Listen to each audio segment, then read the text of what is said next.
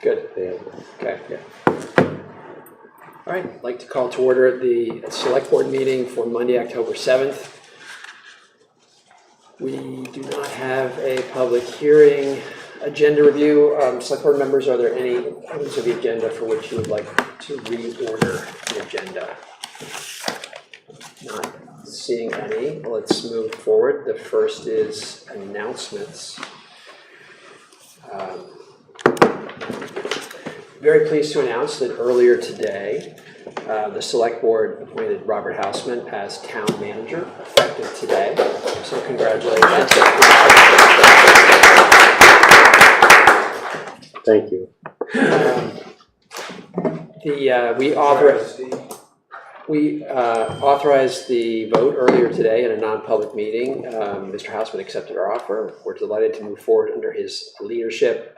He has a long-time commitment and leadership in Hanover, and having worked closely with him over the last about 3 months, but before that, in his capacity with planning and zoning, the board felt that he was the appropriate person to lead Hanover in the coming years. So we're very excited to work with him. So thank you, Rob. Any comments? Yes, thank you. I truly am humbled, and I look forward to working with the Select Board. We're excited to. I'm excited to hit the ground running. I have the opportunity to work with a great Select Board, a strong senior leadership team, and a wonderful group of employees in the town. So I think we have the opportunity to move forward, and look forward to working with everyone. Thank you all. Thank you. Thank you, Rob. So let's move forward to public comment. This is the period of the agenda when the public is welcome to address the Select Board. We ask that one addresses issues not already scheduled on the agenda. We ask that individuals restrict their comments to 5 minutes. Questions will be directed to the chair of the Select Board. Are there any members of the public who would like to speak at this time? I see 3 hands up. Okay, 4 or 5 maybe. All right, well, let's take them. Oh, come on now. Let's take them in order.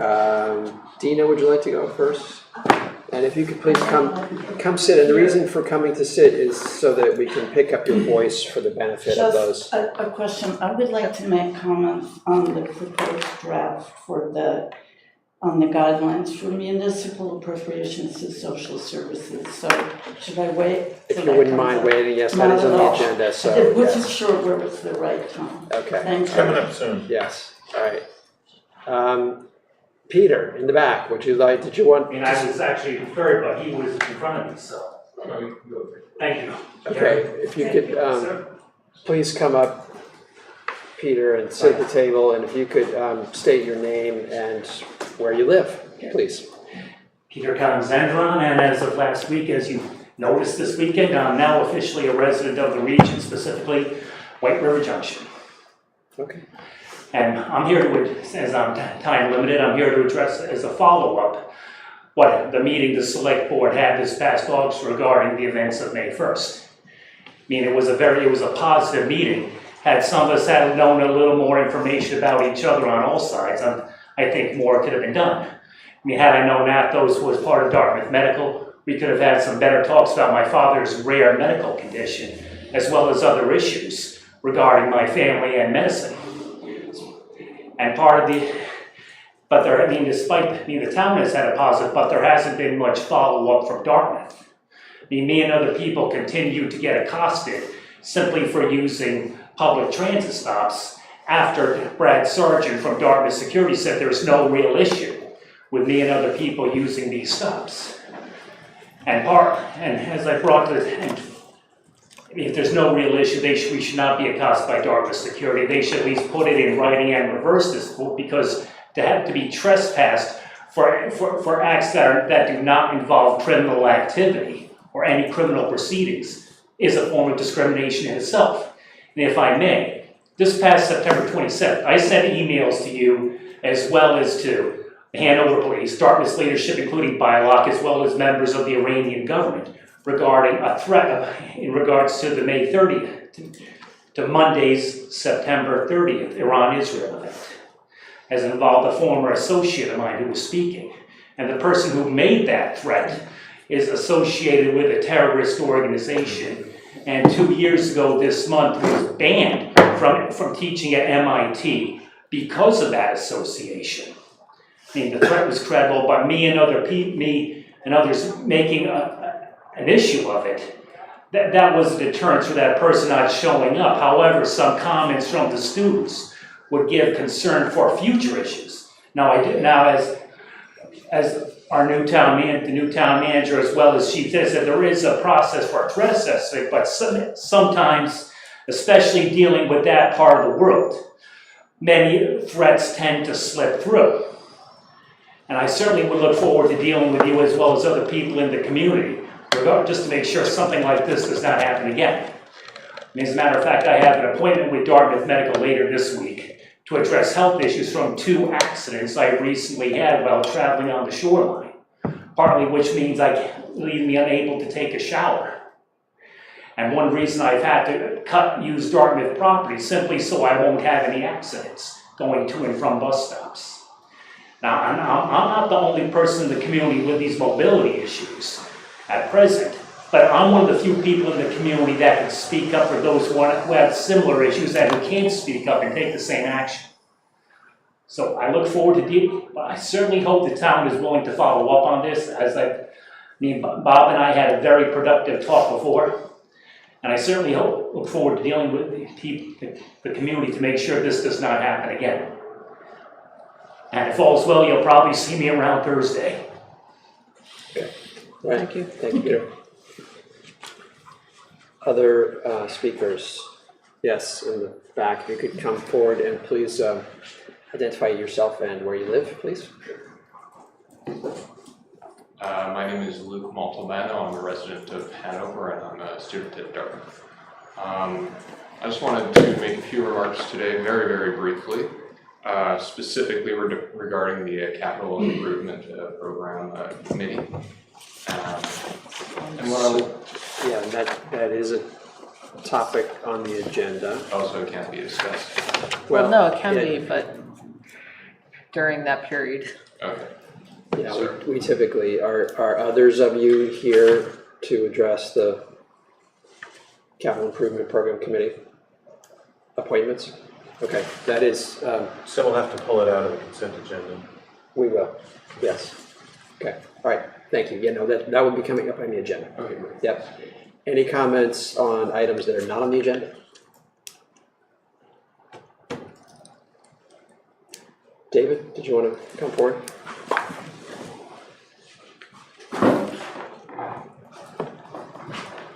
My name is David Vincelette. I live at 93 Lebanon Street, Hanover, New Hampshire. It's been a month now because I'm only able to get 5 minutes of time at these hearings. The town has refused to put me on the agenda. But a month ago, I asked the question to Robert Hausman, did you fence over my driveway for 25 and a half months beginning November 9th, 2016? He wrote me a letter talking about, but doesn't take responsibility. Merely says that there were 2 driveways and the court allowed him to open my driveway up in exchange for him closing another driveway that he had left open, which was a driveway for 95 Lebanon Street.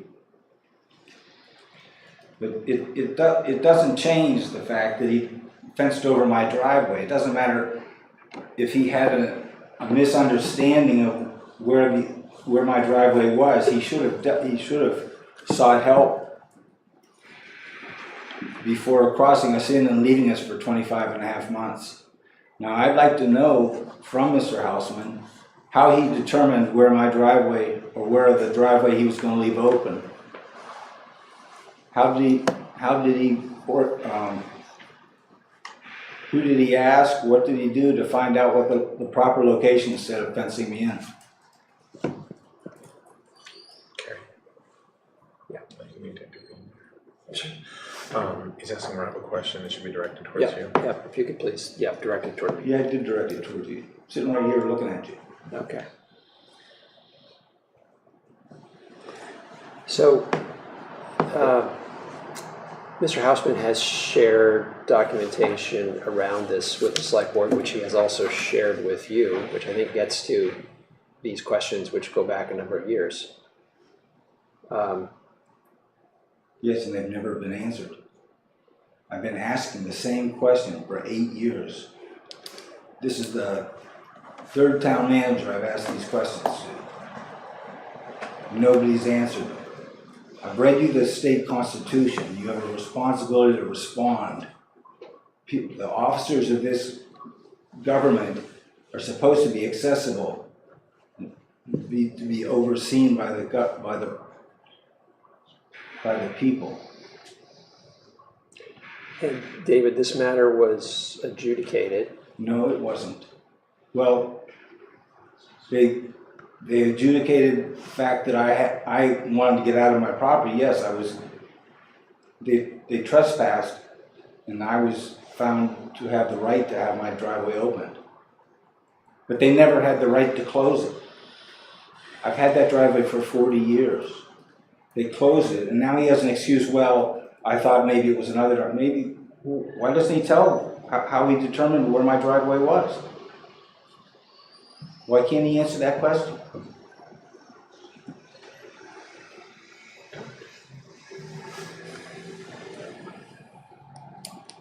I don't think we're going to resolve that here tonight, David.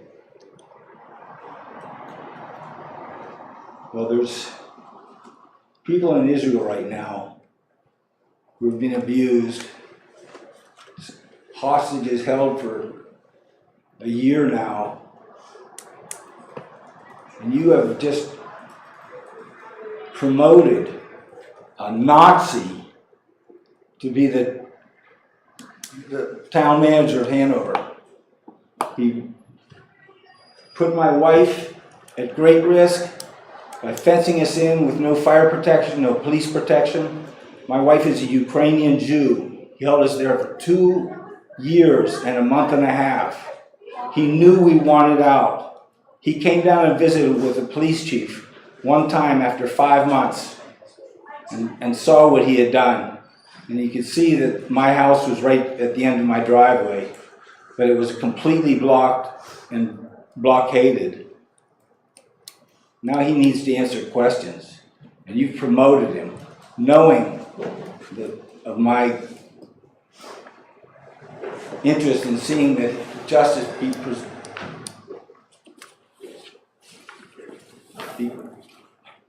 just interested in having justice done. He's violated all of the personnel policy, disciplinary action rules. He violated town ordinances, state and federal laws. He conducted conduct including speech that was physically harm or threatening to others. It was abuseful or disrespectful. He has all these things he's violated, and you don't think there's anything for you to do. You're gonna sit there and listen to apples pump smoke up your butt, telling you what you're gonna do. 5 minutes is up. Yeah, your 5 minutes is about up too, motherfucking sons of bitches. You evil bastard, how dare you take a position in this town, you son of a bitch. David. Cocksucking motherfucker. David. David. You evil bastard. Careful, David.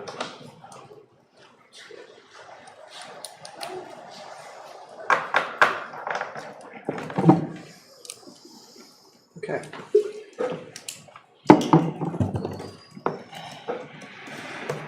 Let's move on. No further public comments? No. Okay. Let's move on to the Town Manager Monthly Report. Rob. Sure. First, let me start with the listening session that the Select Board held on August 20th. We've closed the public input session that was available on our website.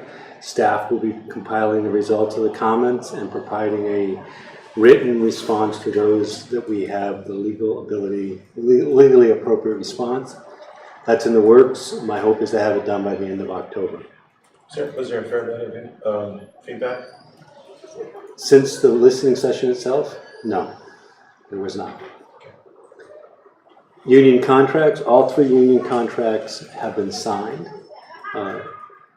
The ASME Police and ASME Public Works, Parks and Rec and Grounds have amended their contract to reflect a September Consumer Price Index report as the baseline for any CPI. The fire department has signed their contract. They did not have a CPI tied to their contract. There was a fixed rate increase. They've asked to use their opener to discuss a longer-term contract. That process is now underway. And that's like the New England CPI? Yes, it has a special name. Yeah. Northern. Urban blah blah. Yeah. Well, I'll get you the information. Yeah. The the Wilder Dam relicensing is underway. The towns of Hartford, Norwich, Hanover, and the city of Lebanon have joined forces to oppose the licensing agreement or the relicensing because we believe the application is incomplete and they're relying on municipally funded recreational access to support their application. We believe this will give us leverage in dealing with a funding pool that will address recreational resources and erosion and environmental impacts due to fluctuation in dam height. So Now you'll be talking about walking over the bridge as well as part of that? we can. I doubt that we will be successful. Yeah. But we will be talking to them about through this process about all recreational opportunities and linkages. Yeah, and that, I would just go and say it's beyond recreational, it's, it would be an important transportation option. We have approached this in a 3-step process so that we know where we are at each point in the licensing process. The first opportunity to give feedback was to the Vermont Department of Environmental Conservation. They asked for preliminary feedback and we provided that to them. The letter is in your package. The Select Board has toured the police, fire, and DPW facilities, including water, wastewater, and or water reclamation, as we refer to our wastewater facility, and our DPW garage facility. I think it's important for everyone to have at the Select Board level to have a handle on what our assets are and how we manage those assets and how we address the needs of the community. And I'm hoping that this has been informative. Hurricane response, Deputy Chief Josh Merriam and firefighter Helder Ferrara have volunteered to respond to the flooding crisis in North Carolina as part of the Vermont response team. Staffing, we have a new hire. Cameron Somerton has been hired at the fire department and will start November 4th. This brings the fire department to full staff. Promotions, firefighter, paramedic Robert Mosley has been promoted to lieutenant paramedic. Captain's testing was completed on the 2nd of October. There is one vacant captain's position that was created by the promotion of Josh Merriam to deputy chief. Our hope is to announce the appointment of a captain in the near term. Staffing, we are down at the police department. 3 sworn officers. Recruitment efforts are underway. Communications, we've had a recent resignation from one of our communications officers, leaving us with 2 vacancies. Ongoing recruitment is underway. Parking division, we've successfully hired a cashier position at the parking garage. The parking division is now staffed at 100%. I should note that the Hanover, our national accreditation first year post-accreditation assessment was completed in September as part of our 4-year accreditation cycle. And we earned our reaccreditation first year. We completed our first year of reaccreditation review with, I believe, flying colors is the way I would represent it. There were 3 points that we needed to address and they were housekeeping points. So, Public Works, new hire, Ben Rogers was hired as the utility supervisor. Retirement, Don Foster has retired as fleet superintendent after 27 years. Public Works has 5 equipment operator vacancies, 1 assistant utility supervisor vacancy, and 1 fleet superintendent vacancy. We did participate in a job fair on last Thursday in Hartford with hopes that we were able to fill some of our vacancies, focused primarily on police and public works. And Parks and Rec, excuse me for not adding that.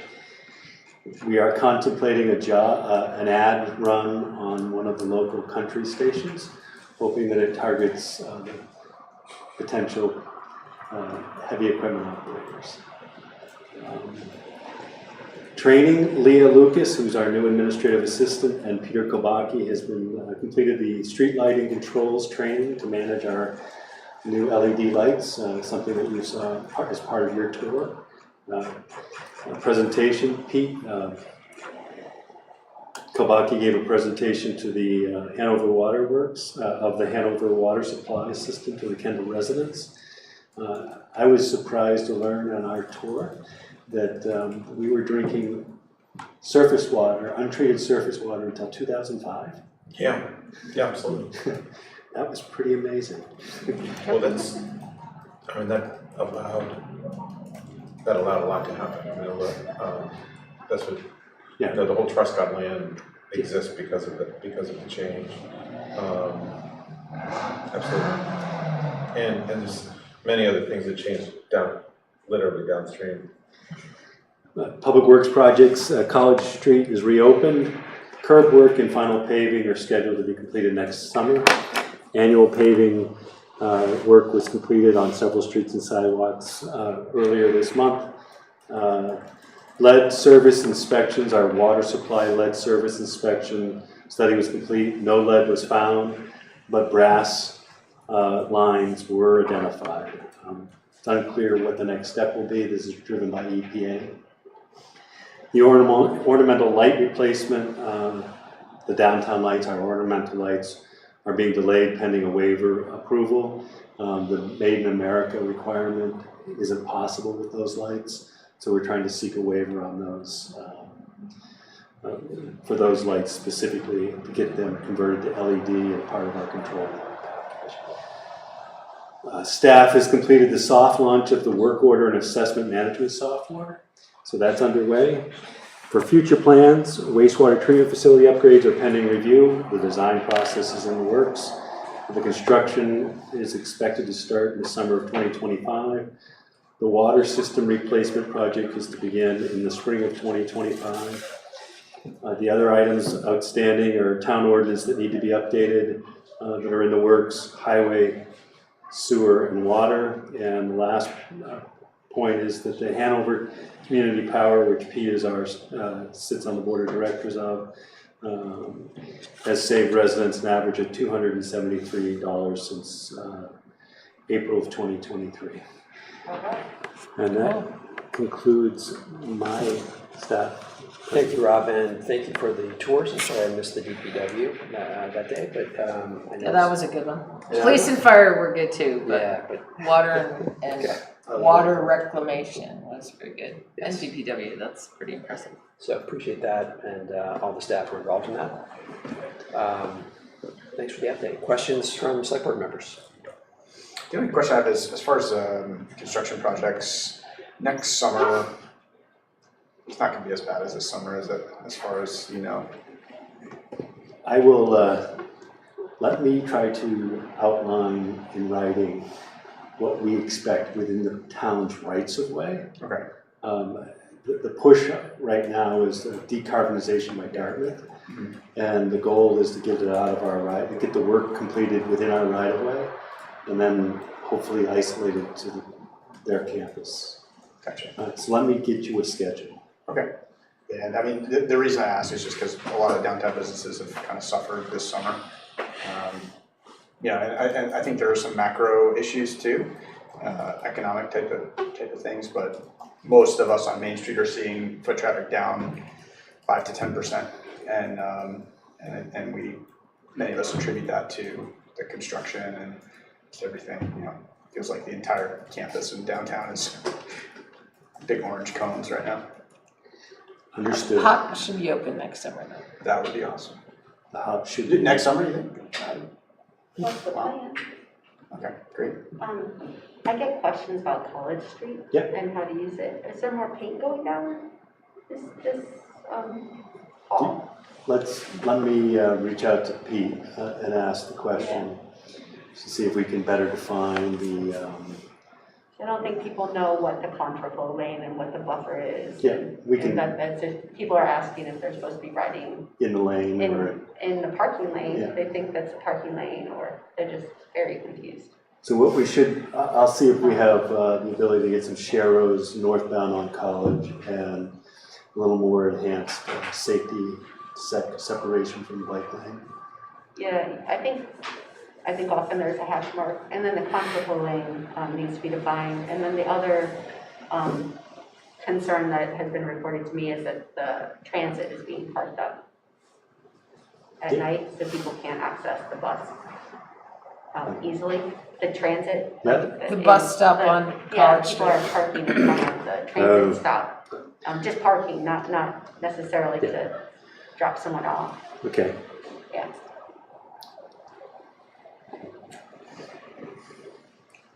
Other questions for Rob on his report? That's it. Okay, all right, thank you, Rob. Let's move on to business requiring discussion, 2 items, the first of which is revision of social service funding documents. And I think this is something you took up at the Select Board's request, and I think it's probably a multi-stage undertaking. And Rob, can you just remind us, there was a prior policy statement and maybe how this relates to that? Sure. The Select Board had a multi-page guideline that really tried to quantify dollar for dollar benefit to Hanover residents in part. And what I tried to do was, one, be consistent in the language. The old guidelines referred to it as policy, guidelines, and other types of standards. And this is now reads as a guideline. The goal is to, one, have clear deadline for submittal, so that the board has the ability to process this independent of the larger budget process. 2, make sure that it's directed at the ask and not some larger, I don't want to use the term marketing effort, but educational, brochures and other supplemental information that, while it may be useful to the Select Board, isn't going to help us understand how the ask ties into our process. And 3, not necessarily have it tied to an actual town benefit, but a benefit that the town may have a need for either now or in the future, or a regional benefit that the town benefits from. So that was my approach. I'm not sure I accomplished it, but that was the goal. And was there previously, and how's this stand in relation to the new guidelines, a requirement that this would be an obligation for which the town would be, an expenditure for which the town would be obliged? If it's a first ask, it has to go through a process. If it's a second ask, it automatically goes into the budget cycle going forward, unless the Select Board pulls it out. Because Okay, and I was thinking more to the nature of the expenditure, that this is something that the municipality is required, would be required to fund otherwise. fund. Yes, yeah. So the social services that the town provides, so we have certain obligations statutorily. And one of the ways we meet those statutory obligations is to fund social services, to pick up certain elements of our governmental responsibility, because we don't have either the Welfare services. we don't exactly right. And oftentimes they're regional, housing, mental health, and other issues, food, Elder care. elder care. And this way we have the ability to address it with support to nonprofits who provide this service directly to the community or to the region. Yeah, okay. Thank you. Rob, could you add that this, if this is, if we, if the board approves this, that it supplants the previous one dated whatever? It would. Could you put that somewhere? Yes. My hope is that this is a working document that we can refine. Yeah.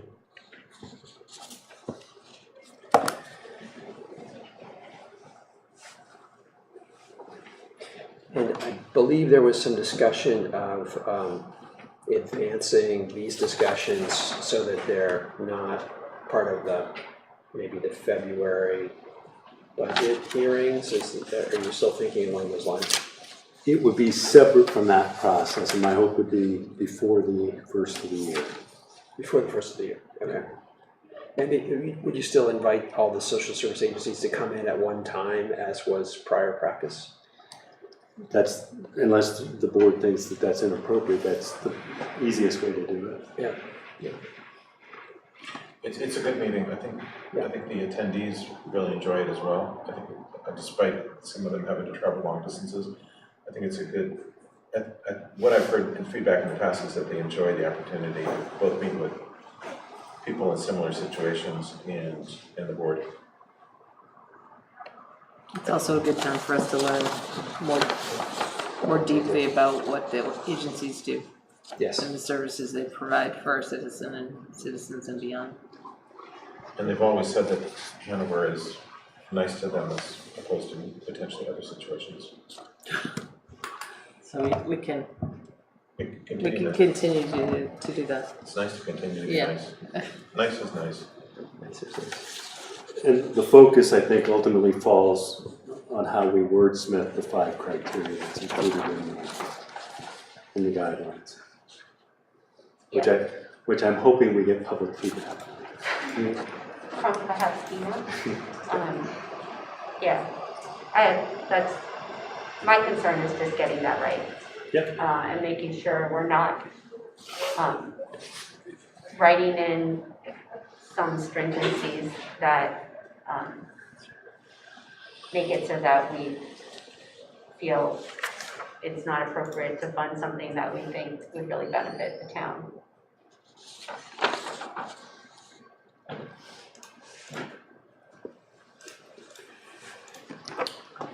Okay, so is there any,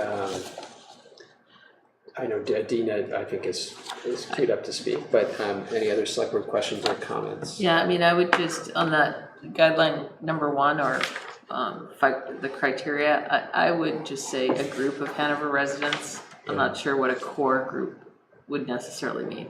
A group would be. Why don't you just say available to Hanover residents? Yeah. I agree with that. I get a little tripped up over the word need to provide. I'm sorry, what'd you say? The word need in the second one. Just because it's not well defined what we would need to provide and pay for. So just for the benefit of our listening audience, can you just read number 2? Sure. Yep. Must I have this? The agency provides a service that the town would otherwise need to provide or pay for. Obliged? Have to? Obliged might be.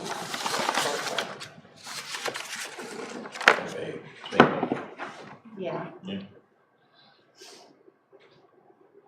You prefer obliged to need? Yeah, I think need is like a pretty high standard.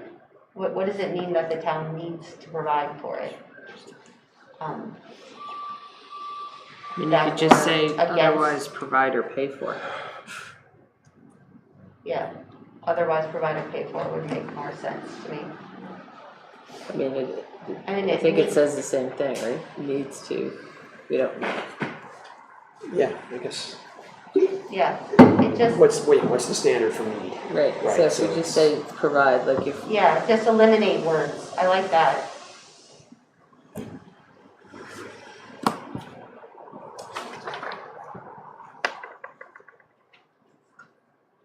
I'm reading that decision from 1937, it's pretty interesting. I thought it would be more difficult to read, but it's pretty straightforward. Additional public aid is not a proper charge of government to be met by taxpayers. There you go. Unconditional aid. Yeah, the first sentence is even more clear. Taxes may not be imposed for the benefit of private persons or for private uses. And then it goes on, but then there has to be a public good, benefit. I believe in a previous meeting, we spoke a little bit about like a follow-up from some of these entities. And it, it doesn't have to be anything that's very onerous, but some explanation of where tax money is going and, what that has accomplished. I mean, that often happens when they come in and tell you, like, this Right, is the when they number of ask again, students or this is students or people or elders that we've served. And then that kind of helps us decide how we move forward. I mean, generally, we're not talking a huge amount of money. Yeah. And when I looked at this, Doug's grant here for the enforcement, and I'm like, okay, there's like 12 pages of grants, and it's for $13,000. I'm like, come on, let's not like overcomplicate things. So I agree, but I think perhaps that should be more explicit in here, saying, tell us what you do. Right. I think the application, we're in the process of revising the application, will help you better understand how this gets implemented. Okay. My hope was to have it to you as part of this package. I ran out of time. Let me read one more sentence. This gets to exactly what Jenny said. Where public aid to a utility, and a utility is not like electricity, it's like broadly defined, is permissible for the protection of the public welfare and interest, there must be a needed service furnished the public by the utility as a condition of such aid, and without the condition, the protective principle is inapplicable. And then they go on to say, unconditional public aid is not a proper charge of government to be met by taxpayers. So a need to go back in. Yeah, I was gonna say that's it. Well, that's a needed service. It's not that we need as a town to pay for it, which is a different concept. But I do like that you hit that this is for the public good, which is missing here, and instead we have help reduce town expenses, which is very different. I mean, you can think about a lot of things that reduce expenses that are not in the public good. And so there, I have a little bit of an issue with number 3 as well as a criteria. If it has to satisfy all 5 of these criteria, that seems exclusive in a way that I would like it not to be.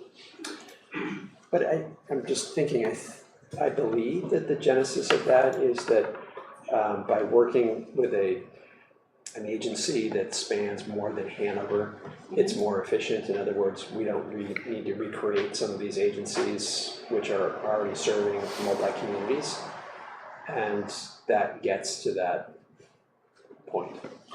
I agree with Jenny. This is not, I don't see that as a core criterion.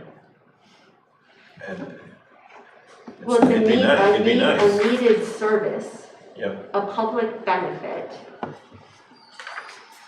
Hanover residents, those are all important.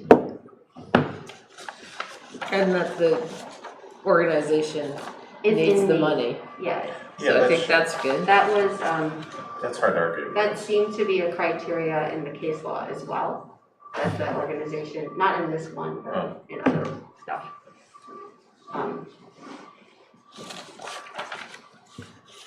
So we can, I'm happy to Wordsmith. try to provide you a rewritten version of this for your next Based on meeting. this feedback? Yeah. And then let's Thanks. see what we have. And- Can we hear Did you from want- Tina? Did you want to? Yeah, I hope so. Thank you. All right.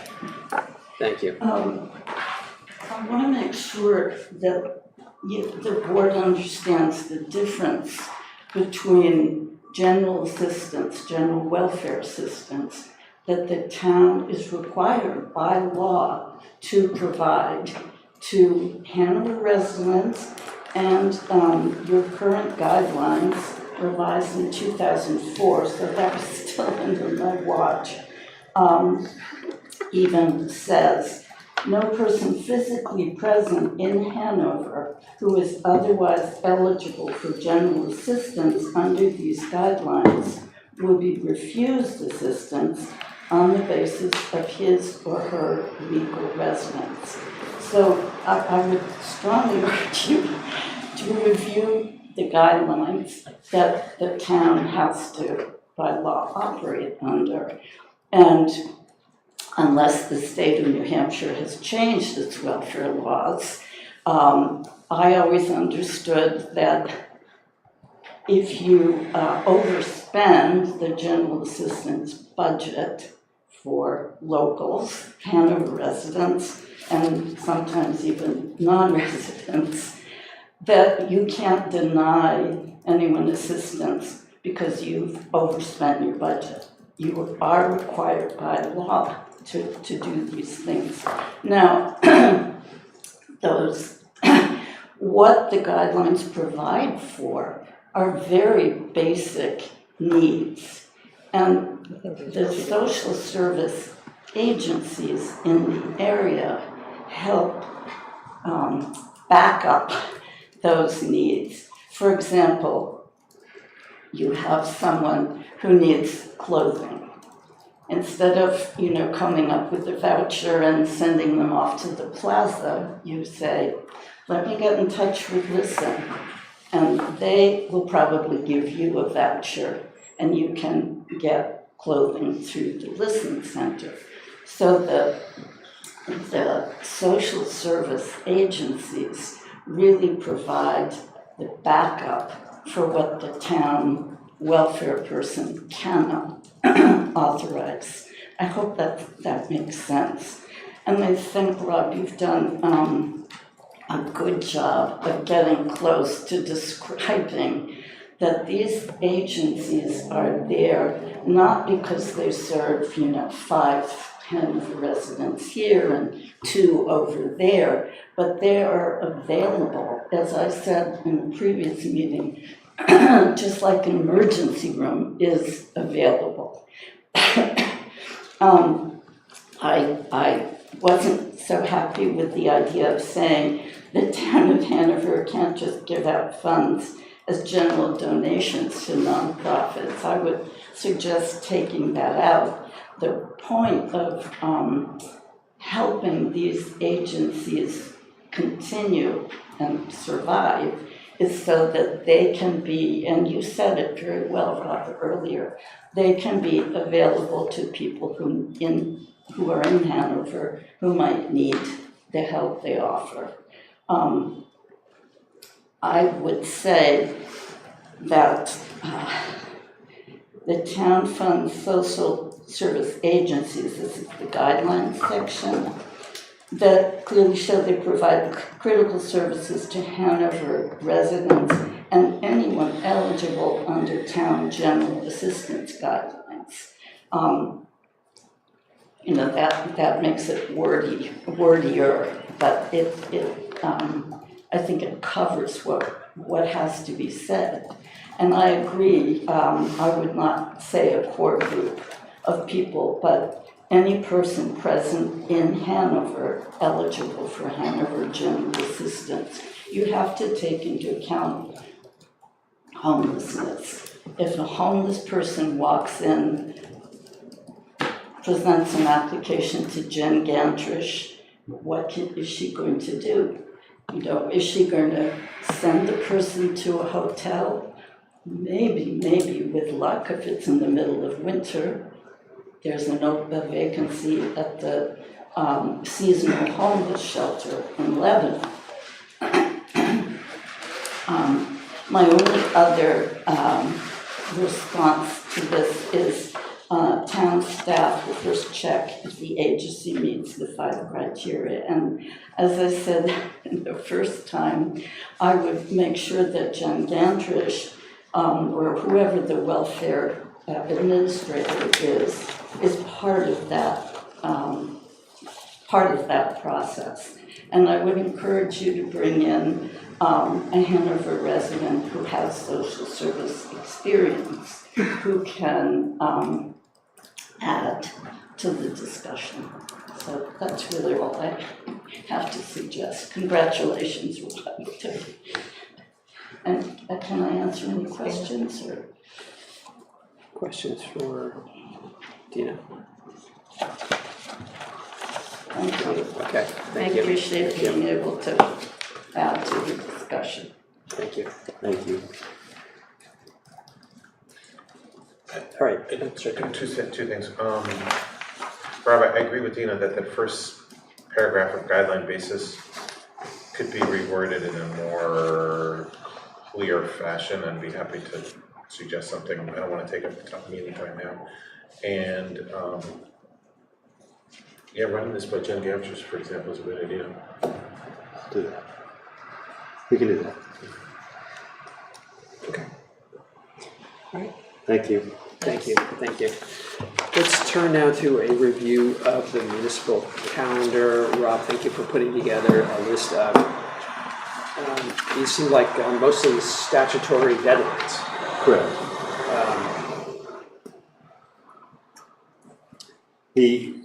So what's missing from this is what we're going to propose for you to consider as a schedule for our budget process, town meeting warrant, and the other items. The goal here was to just sort of give you something that benchmarks as what we're obligated to meet.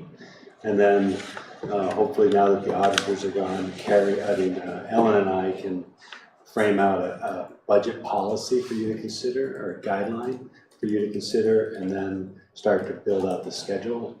My hope was to have it to you this week, but we were not able to. The auditors were here till Friday. Okay. So this is, sorry, I was just gonna say, so this is really all about taxes. Town meeting is I mean, this, yeah, this is what your statutory obligations are as a for select select board. board, okay. Thank you. It's These all are we the have to do? statutory That's all we have to do. obligations that It's have only come 4 into pages. Yes, Then that's why do we correct. have The calendar-related statutory We can talk about some of the obligations. other obligations if you like, but yeah, that have a calendar date Yes, as part of their obligation, correct. which Thank many of them don't. Thank you for Yeah. clarifying. So we don't even have to do the budget, is that true? Well, no, that's what he just, hey, that was the qualifier. We're working on that you'll get that next time, next week, right? But it doesn't say it in here It that we doesn't have say to. Well, I think it It's refers to, There's a draft that is statutorily due in Feb, from me yeah, to you, yeah, and then there are specific deadlines for you to get it onto town meeting. to like, town To meeting. the warrant, Yeah. yeah, and that's on there, I thought. Yeah, makes sense. Read all of Thank you. It was very fine print. I was reading it in the dark. It was in blue. There's way too many to read. I should have changed the font first. No, no, Why it's is it fine. blue? It went blue at one point. That's The the blue town is- meeting specific, Yeah. Yeah, yeah. there was actually a 10-page version of this that included dog licensing Yeah. and I can send you that. You can send that to Jen. Athos is the one who likes the dog license. Yes. I love the dog license. I just have to, if you could just Put the show dog that on names. it when you print it. Well, it's the surrender, or what is it called? Yeah, the surrender of your dog, Yeah, wasn't the it? surrender of your dog. There's a term for it, but Why don't we- Please continue the meeting. All right. So thank you. So you'll come back with maybe by the next select meeting with a proposal of our calendar, which will meet all of these statutory obligations Yes. and probably give us much more breathing room. Can we be a little more like, not maybe, but we definitely need it next time. Yes. Definitely. Okay, that'd be great. Carrie and I sat today to schedule out the meetings. The other Carrie. Yes, the other Yes, Carrie. thank you. Yes. And apparently we have several 5 Monday months in 25. So we need to frame out how we, 5 Monday months, okay, I see, yes, all right. Fine. Yep. Okay, all right, let's turn to, unless there are any other comments, questions, let's move to business requiring action.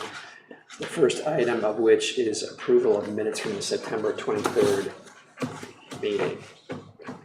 Were there any comments on the part of board members with respect to the minutes? No, No? I move we approve the September 23rd board, select board meeting minutes. Second? Second. All those in favor? Aye. Aye. Abstain.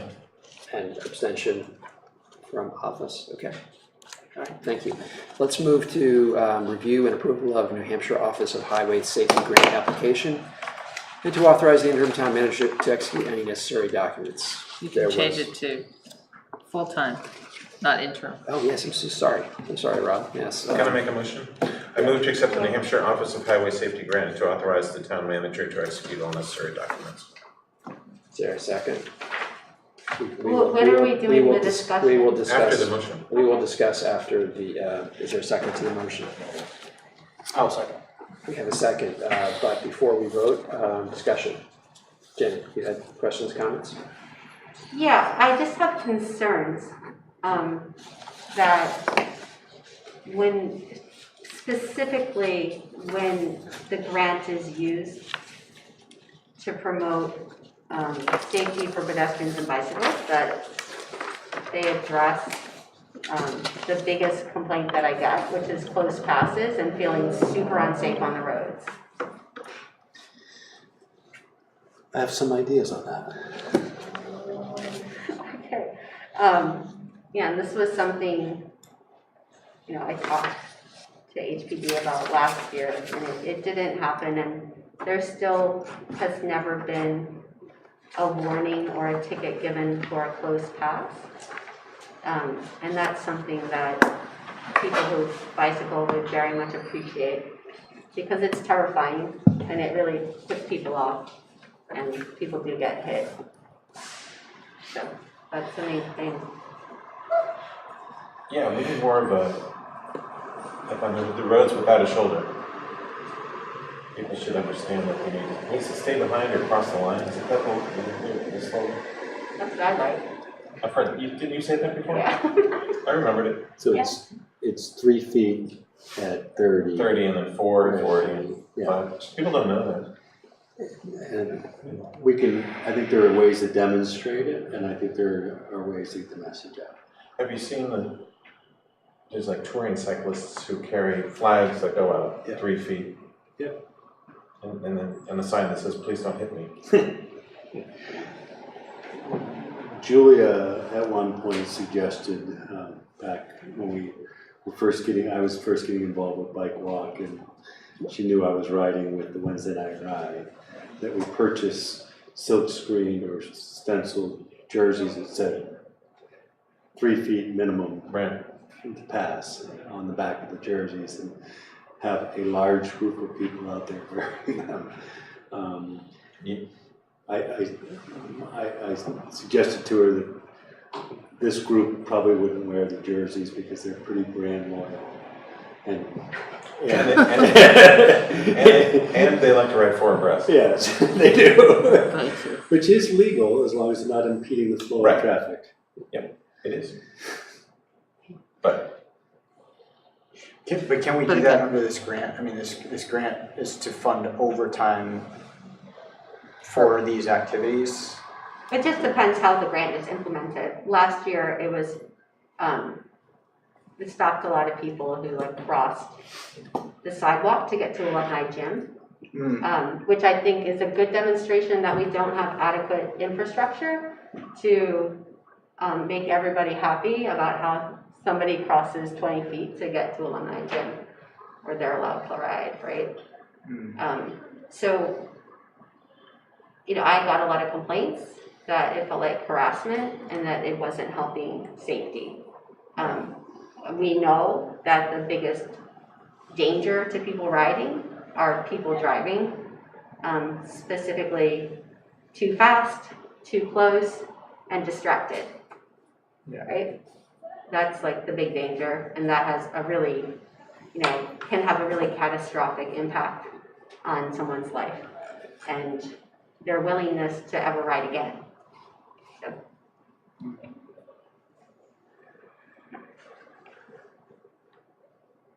Okay. I have nothing to add. Other comments, questions? Ready to call a motion? Jenny? It's already It's already on the table, yes. Are there any other comments or questions? No more comments. Okay, all those in favor? Aye. Aye. Okay. That is unanimous. Okay, so I propose we pull out the CIPC. Well, there's only 2 things on the consent agenda. So should we tackle them separately? We should I just, don't know. It's pretty rough. yeah, let's just take them one by one. All right, talk about appointments first. Assistant Town Clerk, Deputy Tax Collector, Interim Tax Collector, Where's the motion? CIPC Committee appointments. Go ahead. Well, do you want to pull out the CIPC? Is that what we're doing? What's the issue on the CIPC? What are we even talking about? I think we have. There are all these people here who want to There are all these talk. folks who want to talk about the. What do they want to talk about? I don't know, we should ask them. Yes. Let's ask them. Let's But- just open No, that let's question before up. them. Let's go No. Let's just let them talk. They've waited patiently here.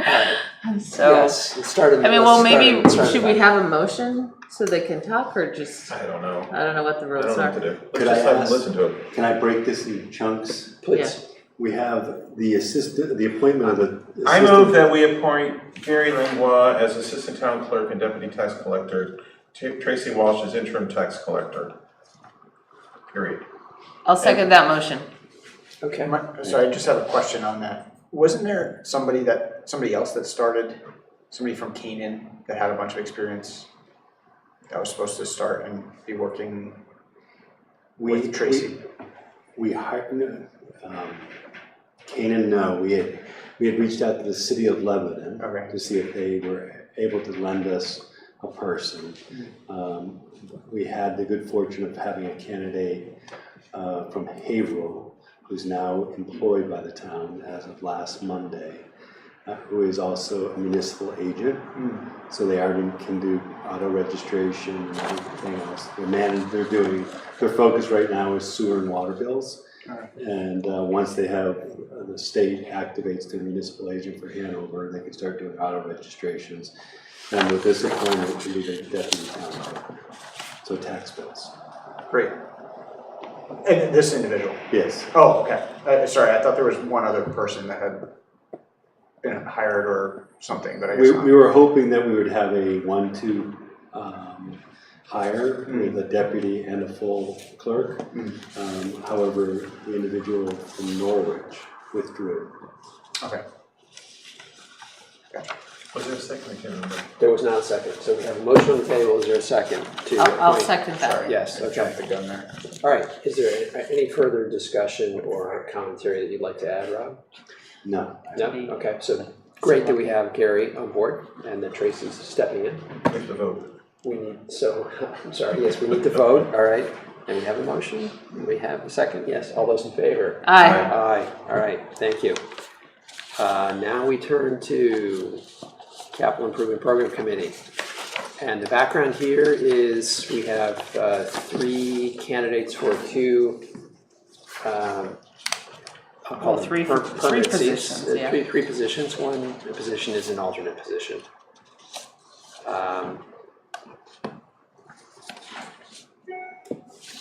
All right, and Rob, you've met with the 3 candidates?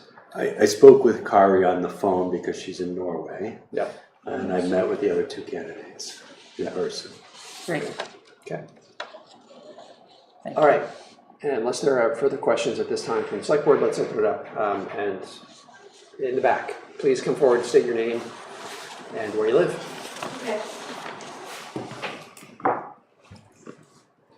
Hi, my name is Ray Chang. I'm a sophomore at Dartmouth College. I live in Woodward Hall. And today I want to talk about why it's really important to have a student representation at the CIPC. So I'm an intern with Dartmouth Bikes, and I'm also on the Hanover Bike Walks Committee. I'm also an avid listener of the 99% Invisible podcast, which is about design and infrastructure improvements. So I'm interested in improving infrastructure and encouraging active transportation, like walking and cycling, which is very beneficial for like students' like health and well-being. For example, having good bike lanes would make people feel safe to like not bike on the road because they have a lane, and also not bike on the sidewalk, which would decrease the risk for both bikers and pedestrians. And as students, we walk and bike around campus like all the time, and so we know like where like the streets like feel dangerous, like either to cross, to bike on, where there's like only like a one-way street, where like there's like a weird turn or something, where we need more bike racks. And any change or like lack of change that the committee makes on Dartmouth's campus will like directly like impact the students. And I believe, therefore, it's important for a student's voice to be part of the process and therefore on the committee. So for the bike shop, like recently, Dartmouth made a $500 million commitment to decarbonization and housing, starting like a bunch of construction, which is why like Dartmouth Bikes is using this opportunity to take up like more bike advocacy. And as Dartmouth Bikes, we are able to like send out surveys, engage with bikers, and essentially like gather feedback on roads, sidewalks, bike paths or the lack of them, bike racks, and like pain points students experience. And since not every street like in Dartmouth is like Dartmouth's property, is like up the town, we really hope that we can work with the Hanover town to create plans and provide feedback to improve Hanover's infrastructure for everyone. And a student representation on the Capital Improvement Program Committee would help us channel like everyday students' complaints, feedback, experiences directly into like concrete action, which would positively impact me as well as other students, pedestrians, cyclers, me as Dartmouth Bikes intern, and as a member of Hanover Bike Walks, like experience like all the time. Thank you for listening and considering these points as you make the decisions. Thank you. Okay, thank you. Thank you. Others, yes.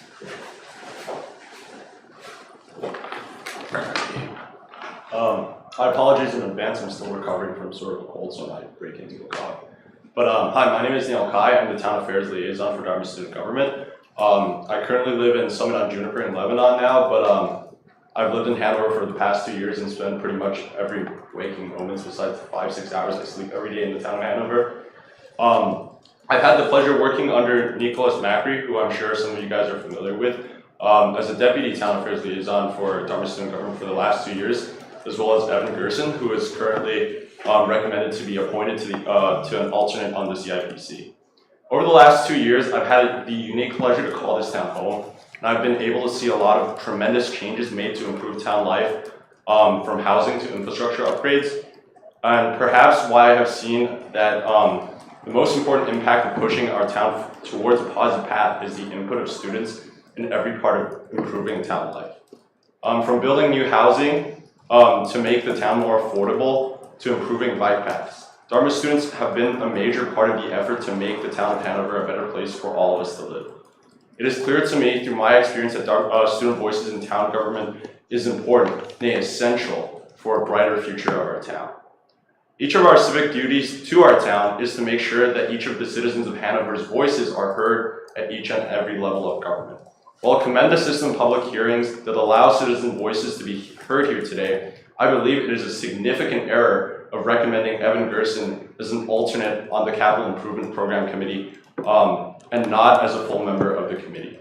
It is simply not the same. Students are a quintessential part of this town, and the history of Hanover is tied to the 250 years of Dartmouth's history shaped by Dartmouth students.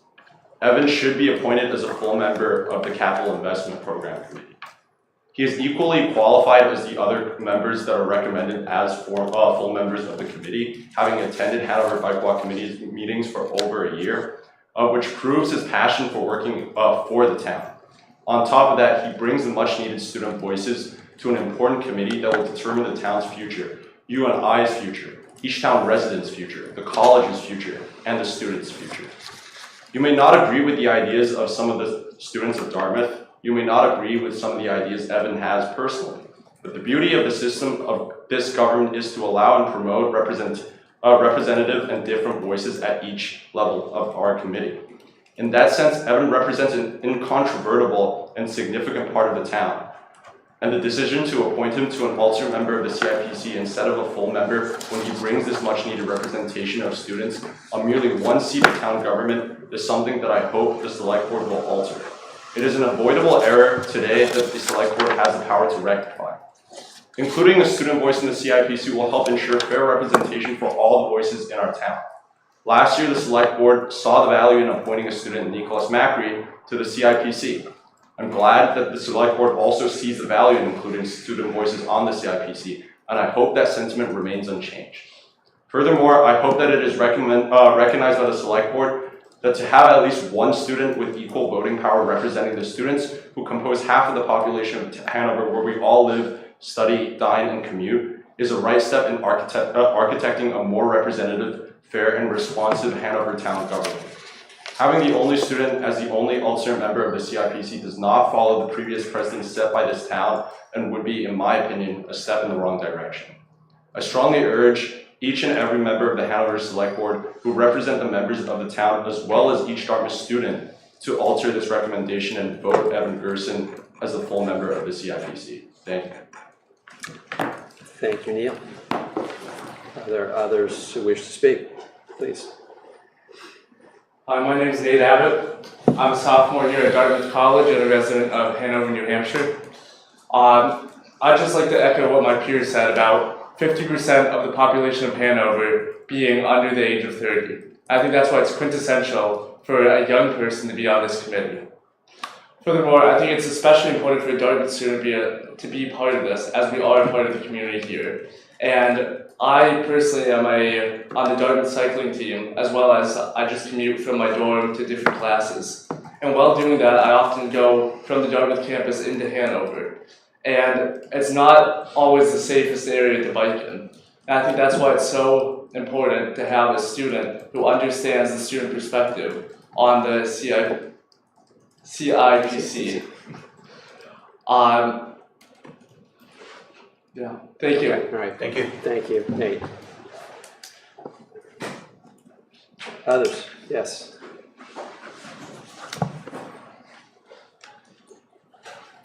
Hello. I apologize for the sunglasses. I'm recently recovering from a concussion. Put it back on. You can keep Yeah, them on, yeah, it's well, fine, it's fine. My name is Elliot Gomes. I am a freshman at Dartmouth College, or a 28, if that means anything to you. I'm originally We from... can't do the math, don't use it on us. I'm originally from New Orleans, Louisiana, and as of Thursday, I am a registered New Hampshire voter. I'm here to talk about why I believe that we as Dartmouth should have a student representative on the CIPC. Dartmouth comprises a big portion of the town of Hanover. As of the most recent census, Hanover's population was about 9,000 people. Dartmouth's enrollment is about 7,000. If we look at that, we see that for each Hanover resident, there is about, or citizen in Hanover, there is about one, maybe a little less, but there is about one student at Dartmouth. And this goes beyond statistics alone. If you take a walk down Main Street, a lot of the people you'll see are Dartmouth students, and the closer you get towards Dartmouth, the more true that proves. But why does this matter, and why should we as Dartmouth students have the seat? Statistics are good and all, but what do they mean? I served as a member of the Louisiana Legislative Youth Advisory Council. This was a group of about 30 teenagers from around the state of Louisiana who represented youth interests. And the reason this council was created and sponsored by our state government was because they understood that they, as people who, had already lived a decent amount of their life in order to get to their elected positions might have been a little out of touch with the interests and wants of youth in Louisiana. A 70-year-old state senator, for example, is not really going to know what a 12-year-old is interested in. And that's where we came in. We represented youth interests. In my high school, my junior year, an incident of swatting, calling in a fake school shooter attack, happened when we had a transition period in class. And everyone knows to close the door and hide if you have a lockdown during a class period, but this happened during a transition period where students were all out in the halls and we had no idea what to do. The confusion would have made it a very tragic event if it turned out to have been a real school shooter. And I noticed this, and I spearheaded our efforts to pass a bill that would require schools to have a plan in place and drills, a drill each year, for a school of emergency during transition periods. We met with state senators, state representatives, and interest groups like the Policemen's Union, the Superintendent's Office, all over the state of Louisiana, and our bill passed unanimously in the Senate Education Committee, House Education Committee, and passed the floor and was signed into law by Governor John Bell Edwards, former Governor John Bell Edwards. And now our schools are much safer. This is not something that would have happened without our direct involvement, our student direct involvement.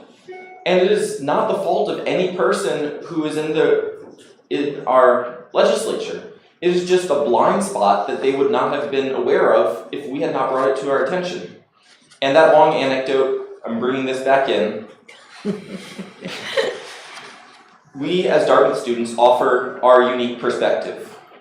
And simply making us an alternate member, when there is about one Dartmouth student for every citizen in Hanover, kind of marginalizes this unique perspective that we bring.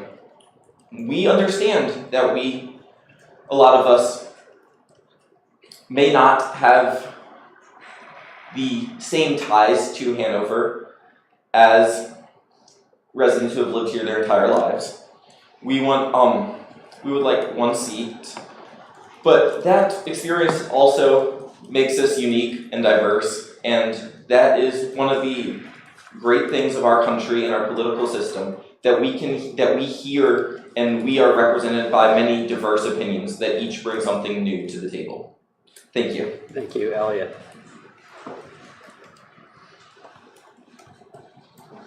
Yes. One more. Yes. Hi, I'm Sabir Jawad. I am a junior at Dartmouth College and I'm a resident of Hanover. This is the first select board meeting I've ever been to, and I will be the first to say that I'm not the most informed about town government. But as someone who has lived in this town for the past 2 years, it is very easy for me to know that there is a disconnect between the student body of Dartmouth and the town's other residents. And I feel a lack of representation on town bodies like these for students is only going to make it worse. We are affected in the same way by infrastructure decisions as any other resident in this town are, and we want to see this town prosper in the same way as any other resident of this town want to. And I believe we should have a voice in that process. Okay. Thank you. Thank you. There might be one more, or two more. One more. Yes. Okay.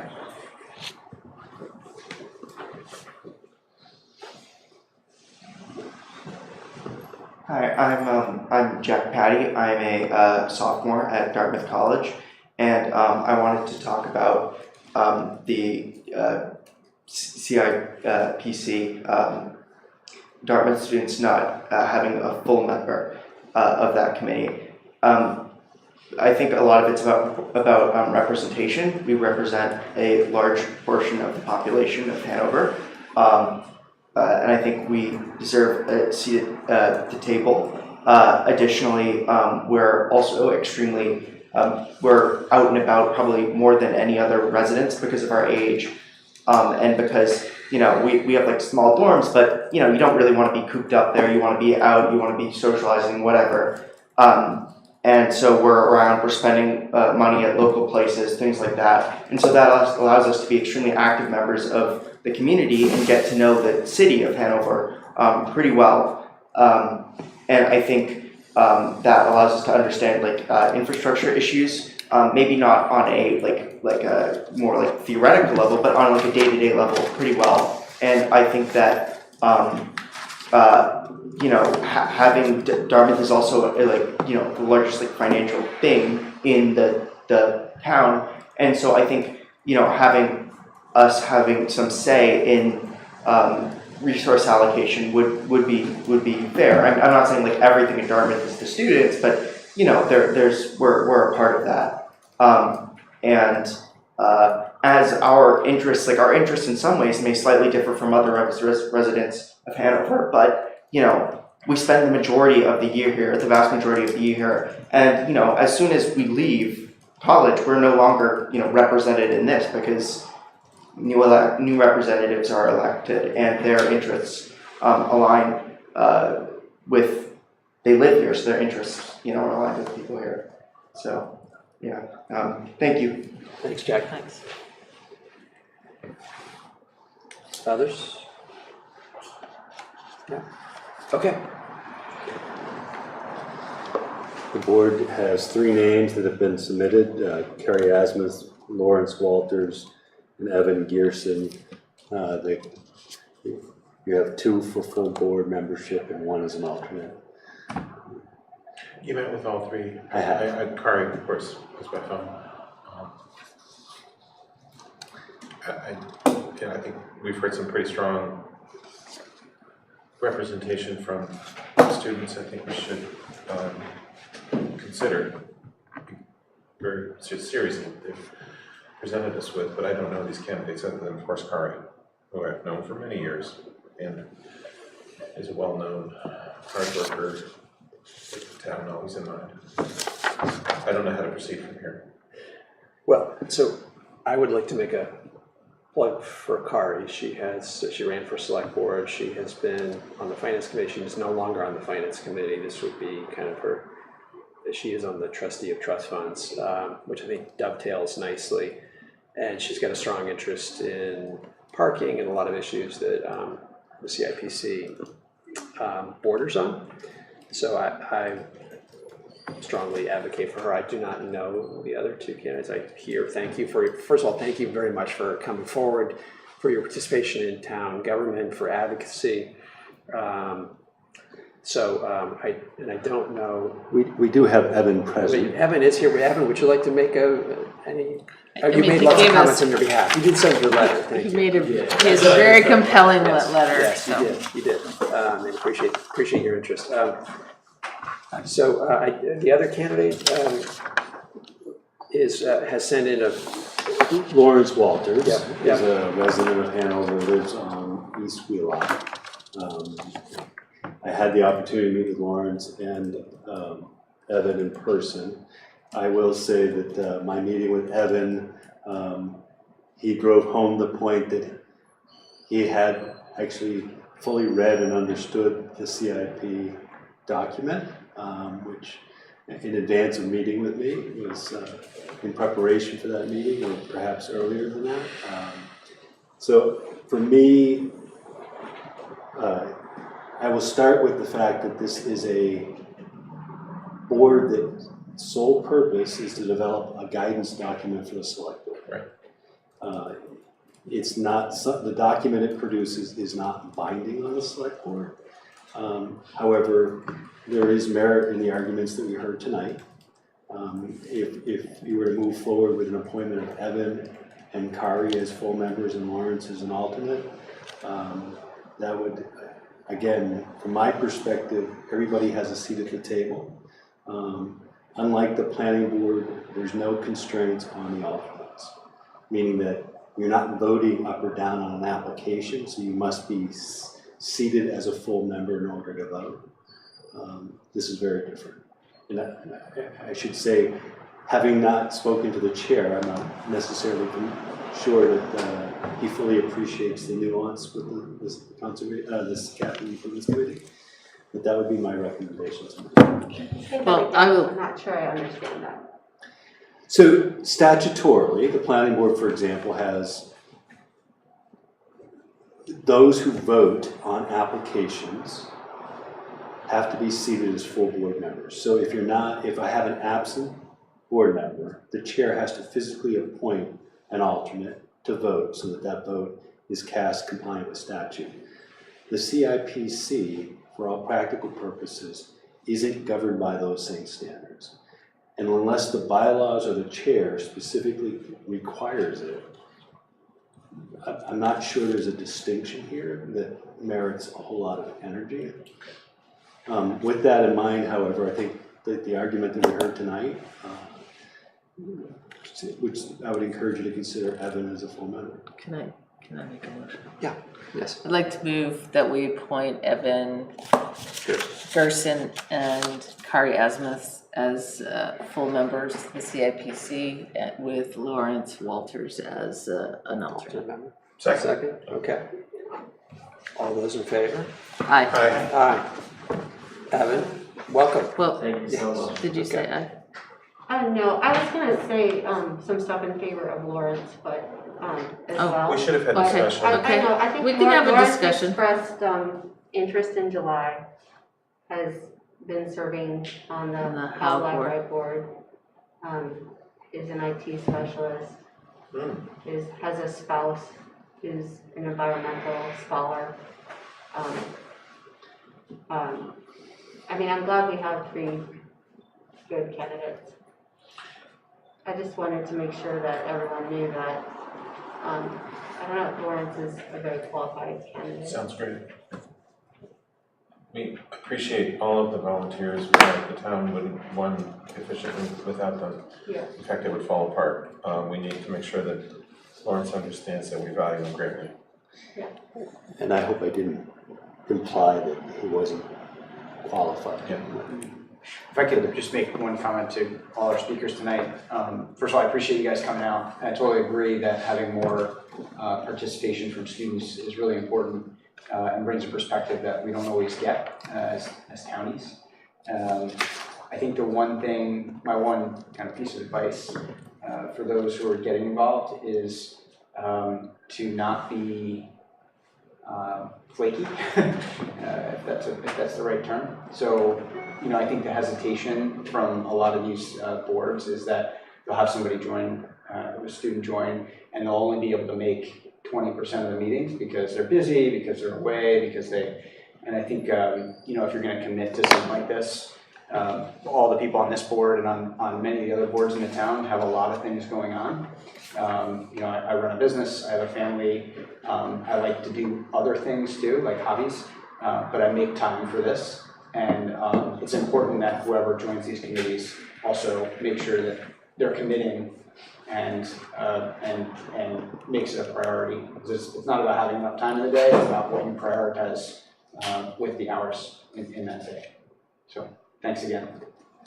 And Nico set a high bar, as you know. If I may quickly speak on, I completely agree with you, Jarrett, but I'd also like to say that that is largely a false narrative. I think students have to fight in large part for an equal seat at the table. We're speaking as members of an Ivy League institution, and I think with a predecessor such as Nico, it's only natural that for the case of the town of Hanover, we are held to those higher standards. Also, in the sense that Hanover is, what I say is a beautiful city, for the fact that we're able to create such a beautiful coexistence between student members who gain the greatest experiences of their life here, and members of the town community who stay for longer. And I'd like to say that, while some may say, you can attribute that to national politics or other cities, I'd like to say that that is not a true statement within the town of Hanover. What's that? That students being flaky or consistent. No, I'm not saying that students are, I'm saying to avoid that. No. I'm saying that it's important that if you are gonna join a committee, that you just commit the time. Because, again, I'm not saying that you have been or anybody else has Like been. anyone. I'm saying that the people that are on these boards commit a lot of time, and we expect the same out of you. I'd love to just chime in here and, you guys all know Nico. Nico never missed a meeting. He never missed a Hanover Bike Walk meeting. He never missed a CIPC meeting, regardless of whether the term was on vacation. Evan has never missed a Hanover Bike Walk meeting, even though, sometimes they're away, to Zoom in. So I think the students who have showed up here and waited a very long time for a time to speak have demonstrated some of their commitment to the town. I'm really happy that we're taking a step towards our goals that we stated in the Sustainability Master Plan to increase representation, particularly with the youth. I think it's essential that we hear diverse perspectives and that this youth perspective has been severely underrepresented on our boards and committees. And I'm really happy that we're gonna take a step to increase that. Okay. Anything further on CIPC appointments? Now, I can add my vote now here. I'm sorry? I'll add my vote. Yes. Yeah. Okay. But you're aye? Aye. All right, then it's unanimous. Okay, terrific. All right, thank you. Let's move on to donations. Hanover Fire Department and the library. We will need a reader. You're good at this. I did it last time. You did last time. You did a good job. Thanks you guys for coming in. Thank you very much. Thanks everyone. Thank you for your time. I move that we accept Congratulations, Rob. Thanks. a Ford F-50 Super Cab pickup from Fred Roche with a Kelly Blue book value of $5,325 and a 2000 school bus from Butler Bus Services with an approximate value of $18,000. And the library has a donation in memory of Reed Drucker from Andrea and Todd Drucker in the amount of $180. I move we accept them. Okay. I will second. Can I just ask a question? Yes. What are we gonna do with the bus? Training. Yeah. Okay, thank you. Set it on fire. I was kind of hoping the rec department was gonna offer like transportation for our, 6th, 7th, and 8th graders, but. The new kind of rage room, you just smash it. Thank you. All right, all those in favor, seconded, all those in favor? Aye. Aye, okay, thank you. All right, let's return to select board and committee reports. Jarrett. Okay, let's see, so we had our monthly downtown Hanover meeting at Positive Tracks. Appreciate Needy for offering that up. Couple items here. So I had a question about the building height simulation that was in the budget. Yep. We're moving forward. There are two things happening, I should say. One is that we've reached out to several software companies who do 3D imaging and simulation.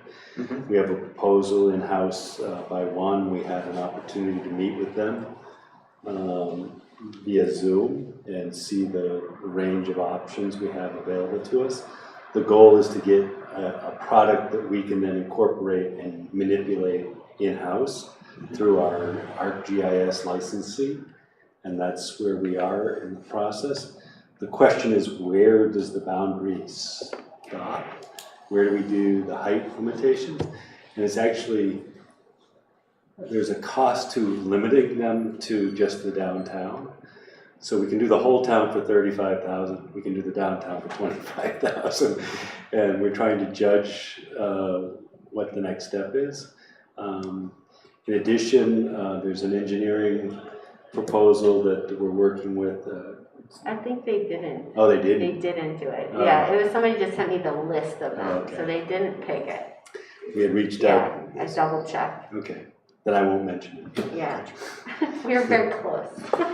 In addition, Opticos, our consultant with the zoning rewrite, is doing some mass and scaling analysis for our zoning, so that we can understand the visual impact of the zoning. Okay. Cool, thank you. I will bring that back to the person. The other question I had was around the potential for free parking again this winter. The parking garage is free Saturday and Sundays, all the time. The request for free parking is typically out of the Upper Valley Business Alliance request for Home for the Holidays. We do remind them in advance so that they make sure they file the request and then provide it to the select board for approval. Okay, cool, thank you. Since we brought up the parking, I did pull some comps. I can pass them to you. And a lot of people, you know, because we used to just have Sundays free and now we have Saturdays free and we never costed out what that costs us. But in addition, some other towns, like college towns, have like event days and they'll charge for event days, even if it's on a Saturday and they otherwise have Saturday free. So that if there's a big football game, we get that revenue, you know, because they're charging $20 a half block away. So I think there's things that we could do that maybe help make sure that there's somewhere to park for the townspeople. We've had a lot of complaints that, you know, the lots are filling up. So before we go ahead and just, you know, give the parking away for free, which makes it harder to park, we might want to think about what we're charging on Saturdays and Sundays and other times to ensure that we do have free parking or durations or whatever it is. I want to be clear that it's free parking in the parking garage currently on Saturday and Sunday. Right. Yeah, metered spots are still got to pay for.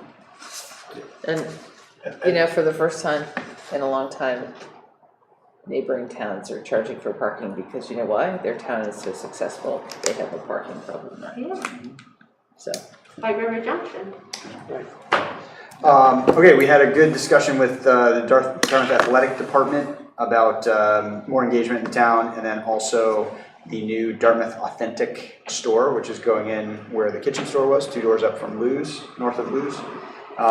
They presented, it's just going to be Dartmouth athletics gear, so pretty much Nike branded Dartmouth gear.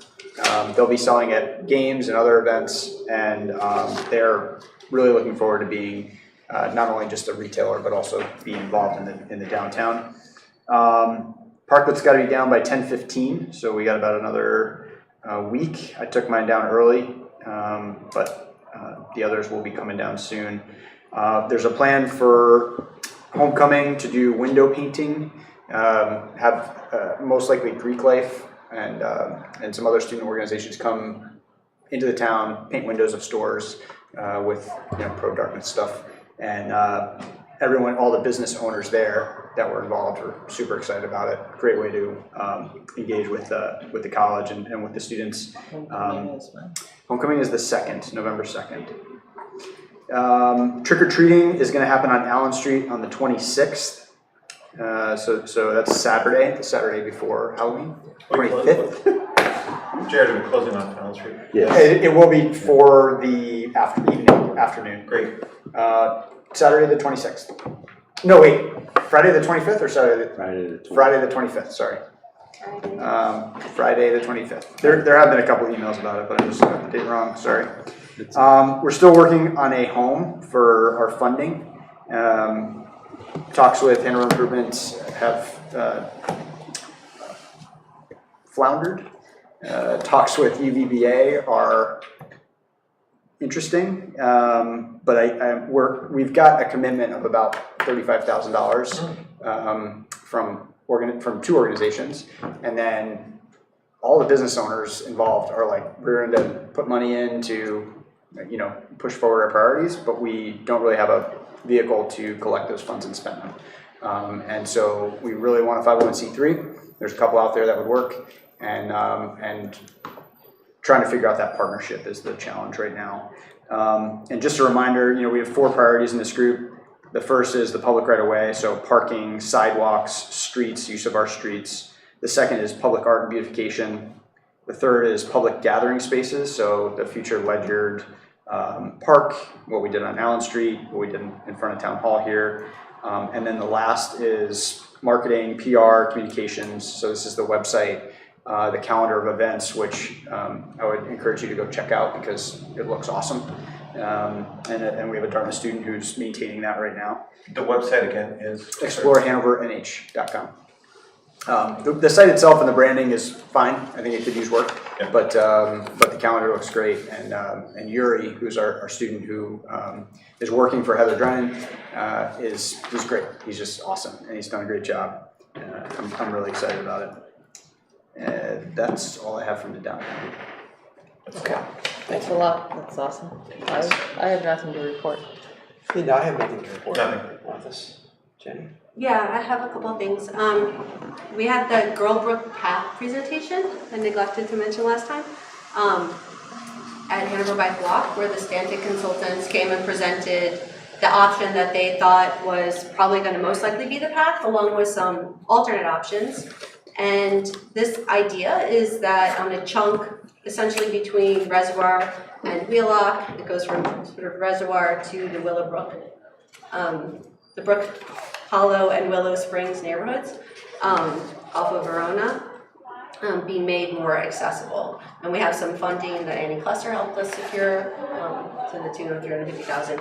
And now the idea is like, okay, how do we engineer this? So Christina Hall from DPW came, and the Stantec consultants, and Rob was there, and we had Jarek's mom for one, and some others, people from the public who came and asked questions. And then the big thing to know that if you want to know about this project, the map, like the large printout, is at the Howell Library in the cafeteria with a QR code that will take you to the website. But basically the Hanover Bike Walk website has the two presentations that the Stantec consultants gave, as well as the history and some of the developments on the project. We have upcoming announcements. We have a bike road safety class on October 26th. That's going to be done in conjunction with UVB, the Upper Valley E-Bike Initiative, and Parks and Rec, organized by Doug Diat. And this is going to be a great class if you want to learn how to ride the roads, or if you know somebody who's not secure. They're serving pizza. Part of it's in the Parks and Rec facility, and then they're going to go out and conquer the roads and learn the best way, the safest way to navigate them. Hanover Bike Walk made some recommendations that, like, Representative Custer support the Pedestrian Protection Act, which is, if it passes, it was brought up by a different representative, but if it passes, it'll be the first time our country has legislation that protects people outside of the vehicle that pertains to how the vehicles are designed. Because the current design trends for like a boxy hood in a large vehicle is killing like a lot more people. Like an SUV, it's about like 40% more likely to die if you get hit by these certain shaped cars. We gave advice about how to make, or where there are concerns about accessibility along West Wheelock, and the Dartmouth Engineers 8990 team accepted our challenge to see if they can make it more accessible and design something more accessible. So we'll be working with them, so that's really exciting. And we also passed along sort of what we think the design goals should be for Lebanon Street.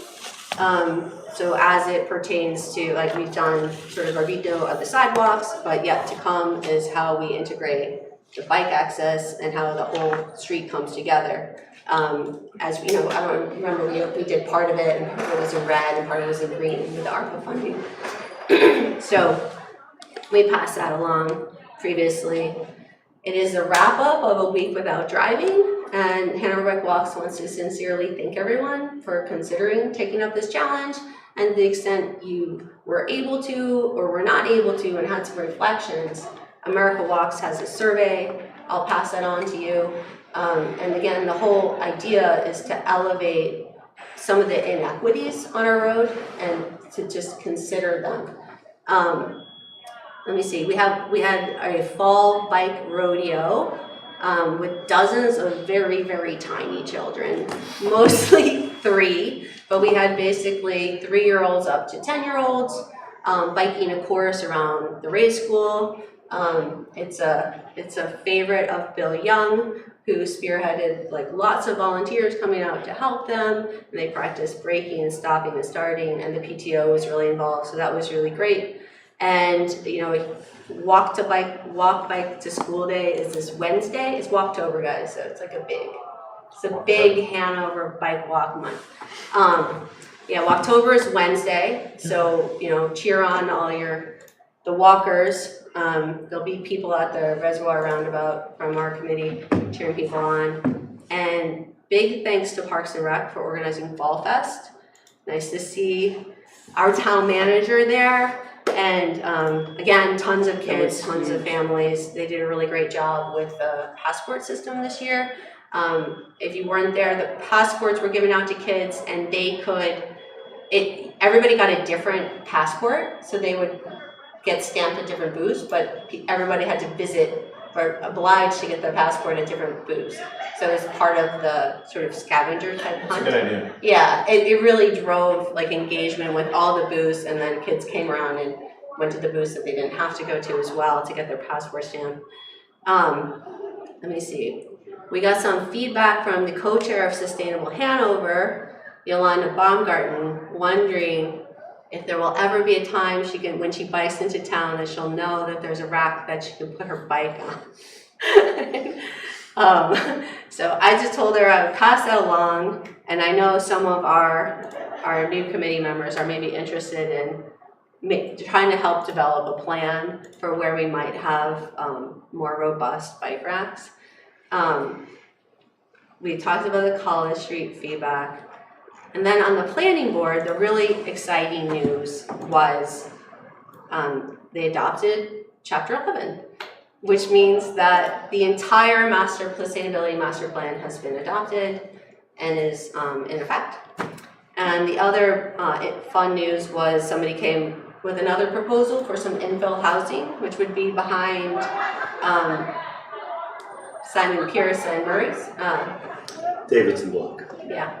Davidson Block, which would add a bunch of housing units downtown. That won't be coming till probably next year, but it's still very exciting to hear about it. What's that in a parking lot? It's Tuk Tuk Thai and Bakery Realty and Walton Rooms. The back portion. And it's transform those into housing. Tear down, rebuild. Yeah, tear down, rebuild that section. And go up. I know this. I think they have a plan to rehouse people. Yes. The next meeting There used to be a bike shop there. That was a million years ago. Remember that joint? Yeah, I've heard this. I've heard a lot of desire for a bike shop. Oh, yeah. Oh, my God. The next meeting is Friday, October 11th. Sorry, I jumped ahead. The CIPC. The CIPC is going over what we're calling legacy expenditures, which are expenditures that we have capital reserves for, that were in our previous capital reserve program. There are 17 of them. They're everything from traffic signals to lawn mowers to police equipment, and 17 of them. And we'll be going over them this Friday, and that meeting is October 11th, down here at 10 a.m. Sustainable Hanover has also had an incredibly busy month. They had a compost workshop that was very successful. They're doing their window inserts, which I also went on their behalf to the Advancing Community Sustainable Energy and Climate Equity conference that Dartmouth held, and the window inserts, I would say, came up with 6 of the presenters at that conference. The window inserts are like kind of stupidly effective and exactly what we need in terms of like on the ground community engagement. That conference was really great and brought up a lot of ways that people are doing deep community engagement to like help build a network, deputize community leaders, and prepare for a more just energy transition. They're also working with the Dartmouth Energy Justice Clinic so that to try to find ways to make e-biking more accessible in Hanover, which is exciting. And they're pushing their opt-up campaign still. So as you heard, they're saving people money, and now they want everyone to go greener. The next meeting is the Energy Subcommittee tomorrow, which is Tuesday, October 8th, here at 1:30. And that's all I got. Okay, Thanks, Chad. thank you. You had a busy All right. one. Rob, anything else? I have nothing else. Okay, all right, so we do have a I don't Yay! I don't believe we have a need for a non-public, I move we adjourn. unless the chair thinks we do. They cleaned up the sustainability part too, I forgot. Oh, yeah. we can do, let's do a really quick Okay. non-public. All right. Okay, so yeah, I know. We need a motion. I'm not making that one. Yeah, I got glaring looks from Joanne. It's And gonna be- by the way, I it's made a gonna be motion and it floundered within a second. Yes, okay. Okay, I I'll know. move that we go into executive session per, let me just get the statute right. Non-public session, a discussion pursuant to RSA 91:A:1:3, Roman numeral 2, section A, B, D, E, and L. Would come, oh, that's, I'm a second. okay. Okay, roll call. Clerk, yes. Whitcomb, yes. Callahan, yes. That's useful. Chamberlain, yes. Okay. Nick, thank you very much.